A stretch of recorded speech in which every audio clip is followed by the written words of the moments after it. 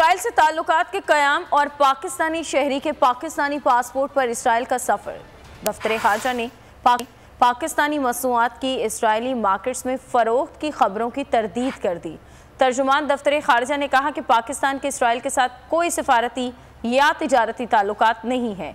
Doctor शीरी मज़ारी ने दफ्तर खारजा से अहम सवालात कर दिए। कहा कि कैसे मुमकिन है पाकिस्तानी शहरी पाकिस्तान से बराह रास्त इसराइल अपना माल बरामद कर रहा है।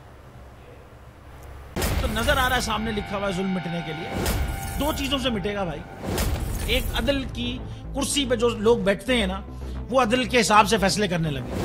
दूसरा कौम निकल खड़ी उस जुल्म के खिलाफ, तो जुल्म खत्म हो जाएगा। या इन दोनों में से कोई एक चीज हो जाए या दोनों हो जाए। अगर 420 का मुकदमा था, उस वक्त अदलिया में जो लोग बैठे हुए केस देख रहे थे वो पूछते ना, यार चीट हुआ कौन है। जब उनको दिखता कोई चीट नहीं हुआ, केस खत्म कर देते। तो जालिम जुल्म कर ही नहीं पाता। 9 जजेस ने नोट बिफोर किया मेरे केस को, यार 1.5 साल चला। शख्सी जमानत का केस, सेम केस इस्लामाबाद में कर दिया। एक ही इल्जाम पे 2 केस हो नहीं सकते भाई।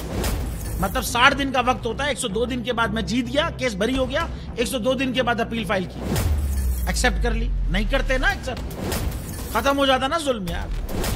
भरी अदालत में मुझे बरी कर दिया, फिर पता नहीं क्या हुआ 2.5 घंटे बाद का नोट बिफोर।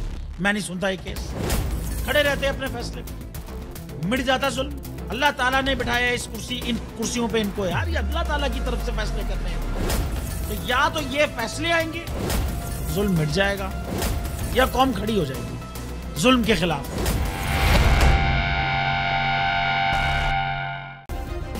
सब्सक्राइब करें और बेल दबाएं ताकि कोई खबर रह न जाए।